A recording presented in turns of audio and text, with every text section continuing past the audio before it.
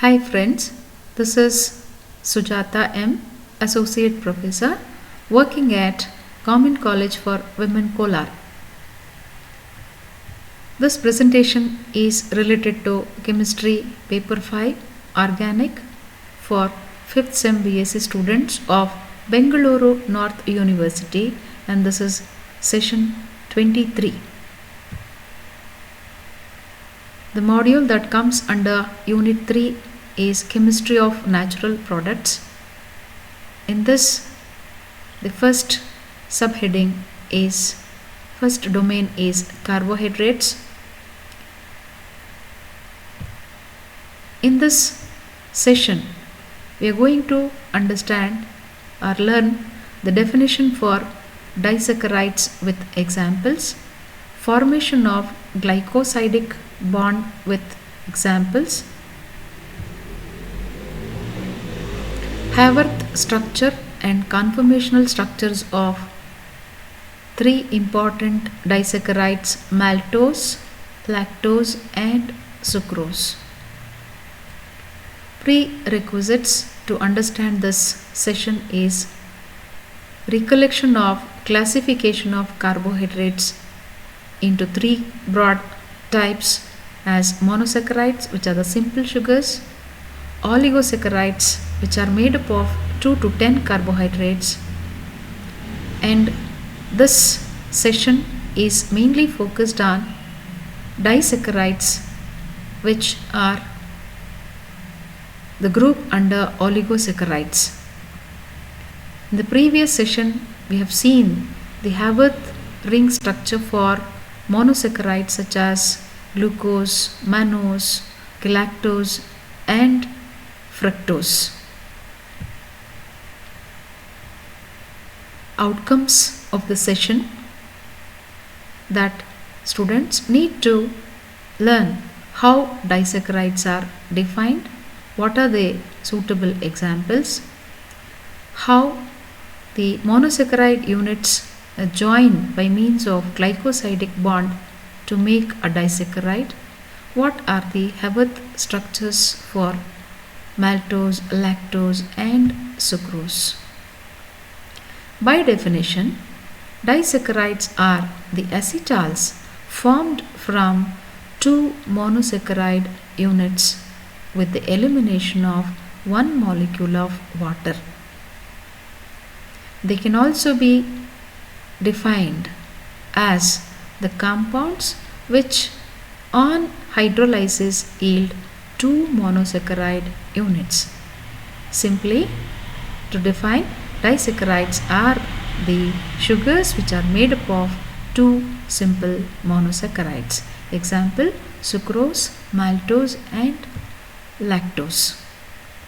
In the slide, we are going to see how two simple monosaccharides join together by means of glycosidic linkage with the elimination of a molecule of water.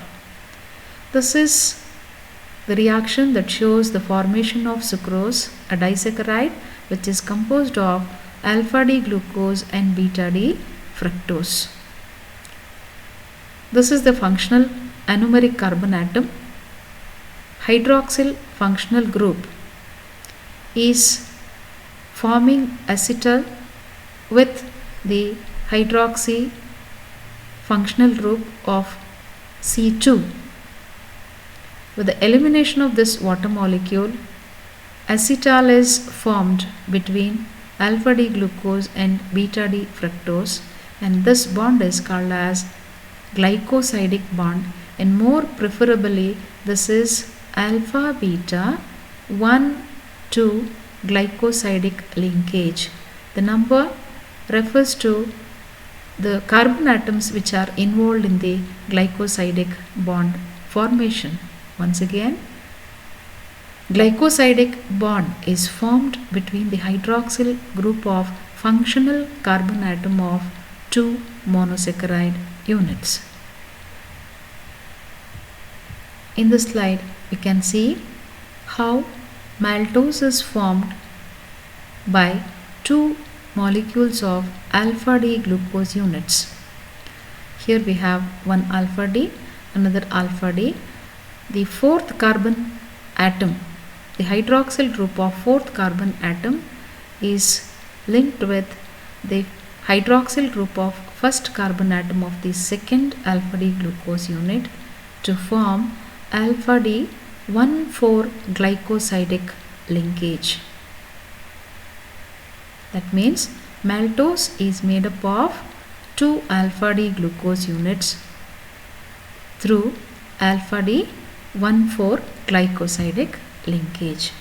Coming to lactose, which is also called as milk sugar because it is the major component in milk.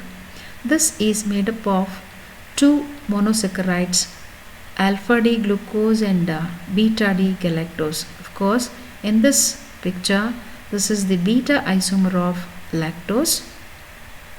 One can see here, this is the glucose unit. The fourth carbon atom is involved in the glycosidic bond.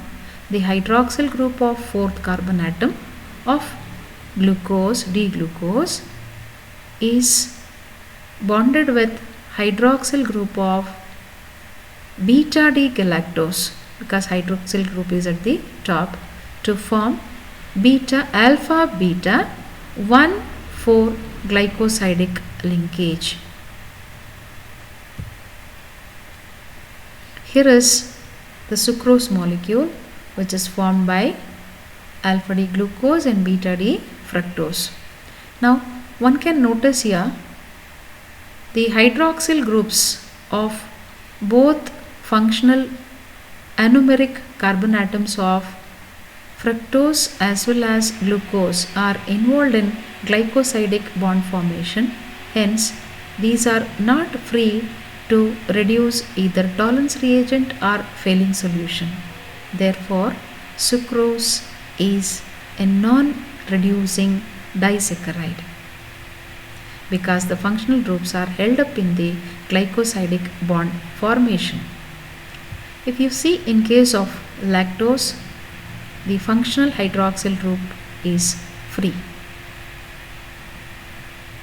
Same in case of maltose where the functional hydroxyl group is free.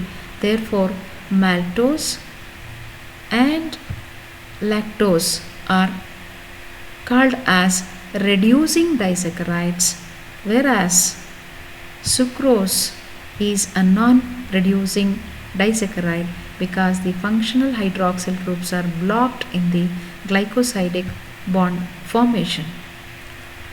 To review, we have understood the definition for disaccharides as these molecules constitute 2 monosaccharide units. How these 2 monosaccharide units are joined, that is by means of glycosidic linkages. And we have also seen the Haworth structures for maltose, lactose and sucrose, and we understood that sucrose is a non-reducing disaccharide while maltose and lactose are reducing disaccharides as they contain free functional hydroxyl groups. Coming to multiple choice questions. Question number 1. Which is the correct option regarding disaccharides? Disaccharides belong to the group of oligosaccharides. They yield 2 monosaccharides upon hydrolysis. They may be reducing or non-reducing. So, since all the statements hold good for disaccharides, the answer is all the above. Second question. The 2 monosaccharide units in a disaccharide are held together by means of glycosidic bond because peptide bond is seen in proteins, hydrogen bond something else, ionic bond is seen in inorganic molecules. Third question. The 2 monosaccharides that constitute lactose are alpha D glucose and beta D galactose. Dash is a disaccharide formed by the combination of 2 alpha D glucose units. The answer is maltose. Last question. The glycosidic linkage present in sugar, sucrose, is alpha beta 1 2 glycosidic linkage. First and second carbon atoms are involved in the glycosidic bond formation. First carbon atom of alpha D glucose and second carbon atom of beta D glucose units are involved in the glycosidic bond formation. Thank you.